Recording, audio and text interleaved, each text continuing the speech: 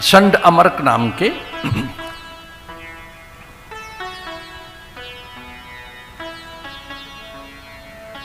गुरुपुत्र, शुक्राचार्य के पुत्र षंड और अमर्क, वो पढ़ा रहे हैं प्रहलाद को।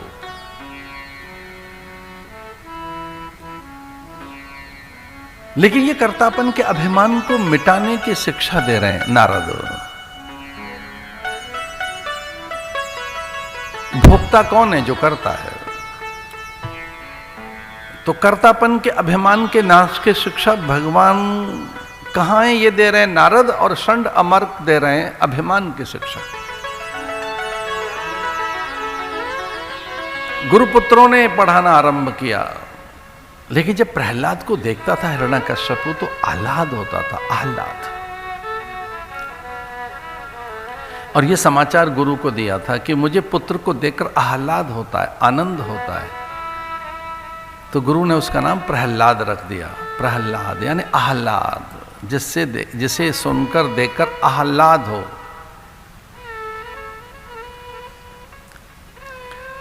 हिरण्यकश्यपु ने कहा कि आप क्या क्या सिखा रहे हैं हमारे बेटे को? तो उन्होंने कहा अस्त्र शस्त्र सिखा रहे हैं हम, कैसे आधिपत्य किया जाए, पूरी धरती पर शत्रुओं का नाश कैसे किया जाए, भूमि का विस्तार कैसे किया जाए, किस प्रकार से रणनीति बनाई जाए, युद्ध में कैसे पराजित किया जाए शत्रुओं को। शत्रुनाश के प्रयोग सिखा रहे हैं हम, सिखा रहे हैं शत्रु का नाश कैसे किया जाए, कोई शत्रु रह ना जाए, अपने से तनिक भी कोई बड़ा हो तो उसे मिटा दिया जाए, अपने से अधिक किसी के पास शक्ति, ऊर्जा हो, विभूति, वैभव हो, कोई विचित्रता, विलक्षणता हो, अपने से अधिक कोई और ऊंचा उठ रहा हो तो उसको कैसे दबाया जाए, उसे कैसे मिटाया जाए, अपने आसपास आने वाली चीज को कैसे हटाया जाए। तो पूछा हिरण्यकश्यपु ने कि ये कौन सी विद्या है? बोले इसका नाम है राजनीति। बालक को राजनीति सिखा रहा है, जैसे अपने बराबर में कोई चीज आए उसे कैसे किनारे किया जाए, तो कैसी उठती हुई चीज को दबाया जाए, हटाया जाए, उसका नाश किया जाए। उठती हुई चीज अचानक आपके साथ आ गई, आपके बराबर आ गई, और किसी दिन आपसे ऊपर उठ गई, तो आपका यश नहीं रहेगा, आपके प्रति आदर नहीं रहेगा, आपकी सत्ता को किसी ने चुनौती दे दी, अब आप में न्यूनता आ गई, लघुता आ गई और उसमें श्रेष्ठता आ गई। तो किसी भी प्रकार से किसी में कोई श्रेष्ठता आए, किसी भी प्रकार से किसी में कोई दिव्यता आए, किसी भी प्रकार से किसी में कोई ऊंचाई आए, तो उसको अपने पास तक न आने दिया जाए, उसे शत्रु माना जाए। वो शत्रु है। तो हम अपने शिष्य को यह सिखा रहे हैं। हिरण्यकश्यपु ने कहा वाह, शाबाश, अच्छी बात सिखा रहे हैं, आपके बेटे को हम यही सिखा रहे हैं, शत्रु का नाश कैसे किया जाए। और एक दिन प्रहलाद से पूछ लिया हिरण्यकश्यपु ने कि बेटा तुम जो सीख रहे हो अपने गुरु से, वो समझ आ रहा है ना? जो गुरु बता रहे हैं वो अच्छा लग रहा है ना? उन सारी विद्याओं में निष्णात और पारंगत हो रहे हैं? जो गुरु सिखा रहे हैं वो हृदयंगम हो रहा है ना? वो आपकी बुद्धि में, मन में बैठ रहा है ना? और प्रहलाद ने कहा महाराज मुझे सब जो ये सिखा रहे हैं अच्छा लग रहा है, लेकिन ये क्या सिखा रहे हैं? तो प्रहलाद ने कह दिया कि ये जो सिखा रहे हैं वो दुनियावी बातें, और मेरा जो गुरु सिखा रहा है, आत्मगुरु जो मेरे मन में बैठा है, मैं तो उसकी बात मानूंगा, इन निशाचरों की बात नहीं मानूंगा। पिताजी को बहुत व्याकुलता जगी। उन्होंने कहा तू गुरु की बात नहीं मानेगा? बोले ये बताते हैं शत्रु का नाश करो, ये कहते हैं कि जो अपने बराबर में आता है उसके अस्तित्व को चुनौती दो।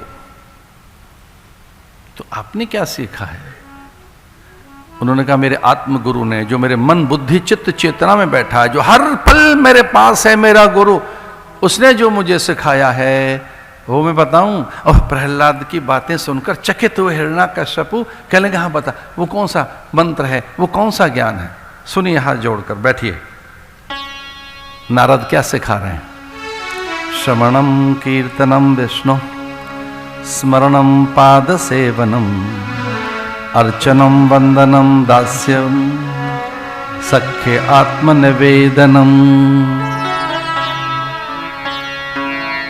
मेरे साथ बोलो, श्रवणम कीर्तनम विष्णु स्मरणम पाद सेवनम, अर्चनम वंदनम दास्यम,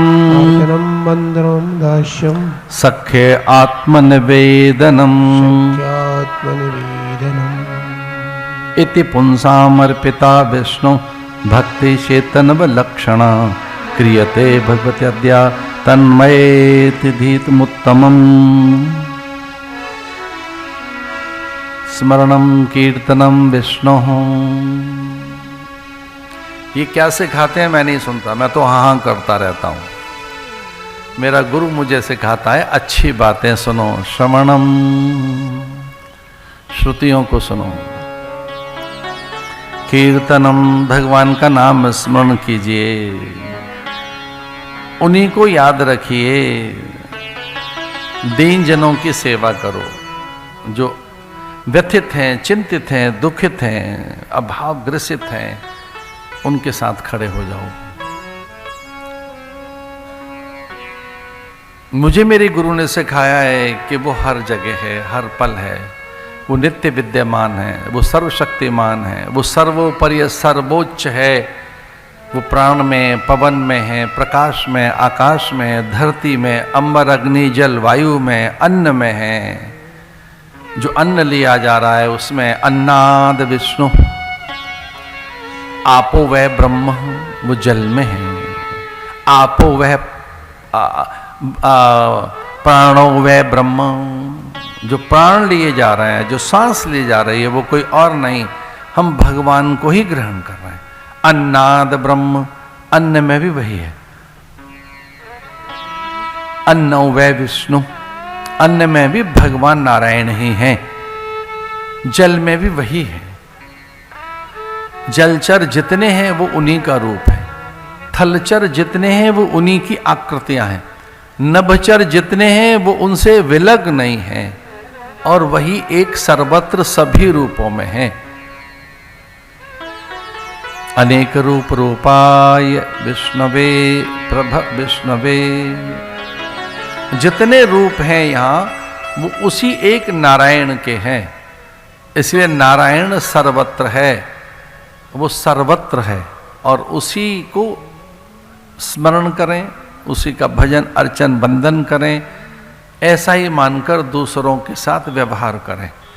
अन्य कोई और नहीं, अपने जैसा ही है, अन्य में कोई और नहीं, वही एक समाया है, इसलिए उनके सुख सम्मान की चिंता करें, अपने सुख के लिए नहीं, सबके सुख के लिए। सर्वे भवन्तु सुखिनः, केवल अपने सुख के लिए नहीं, लोकाः समस्ताः सुखिनो भवन्तु, केवल अपने सुख के लिए नहीं, लोकाः, अगर लोक में लोग दुखी हैं तो आप अकेले सुखी कैसे रह सकते हैं?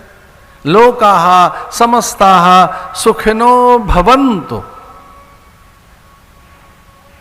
दूसरों को कैसे माने?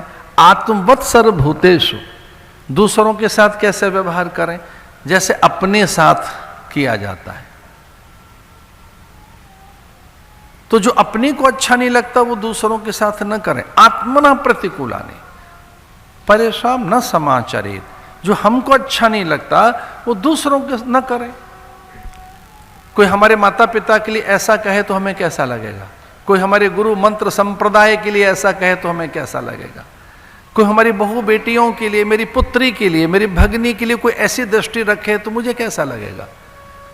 कोई मेरी पुत्री के लिए ऐसा देखे, ऐसा सोचे, ऐसे बोले,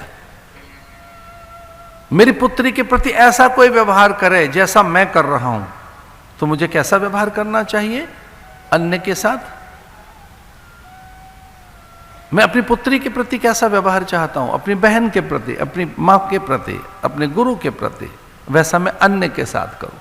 आत्मना प्रतिकूलानि, तो जो मुझे अच्छा नहीं लगता तो तीन चीजें वैसी करें, वैसा बोलें, वैसा सोचें और वैसा करें। मनसा वाचा कर्मणा आत्मनः प्रतिकूलानि।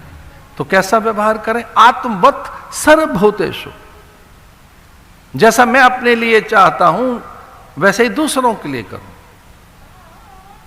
मैंने तो ये सीखा है।